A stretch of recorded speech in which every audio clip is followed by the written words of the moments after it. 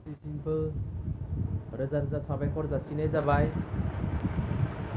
आं गासै बर' रायजो राजा नोंथांमोनखौ गुरै खावलायो नोंथांमोना आंनि चेनेल बड'लेण्ड टाइगार इउटुब चेनेलखौ लाइक खालाम, शेयार खालाम, साबस्क्राइब खालाम आरो साबस्क्राइब खालामनायनि उनाव घन्टा बेलखौ जाहाथे नोंथांमोना प्रेस खालामना होयो। नोंथांमोना आंनि गासै भिडिअखौ बयनिख्रुइबो सिगाङावनो मोनगोन। बे बड'लेण्ड टाइगार इउटुब चेनेलाव नोंथांमोना गोबां भिडिअ नुनो मोनगोन। दा जा बड'लेण्ड बिनानै आन्दालन खालामबाय थादों दुलाराय बर' फरायसा आफाद आरो गोबां बर'नि आफादफोरा, बेफोरनि बागै नोंथांमोना लेटेस्ट निउस नुनो मोनगोन। आसाम एबा भारतआव मा जादों बेफोरनि बागैबो नोंथांमोना लेटेस्ट निउस नुनो मोनगोन। नेशनेल लेभेलाव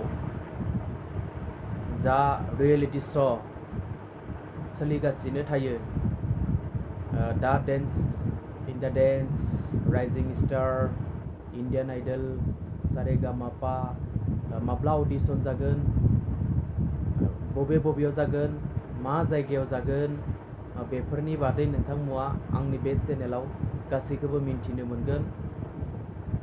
इण्डियान आइडलनि 2018 सननि जा इण्डियान आइडल रियेलिटि श',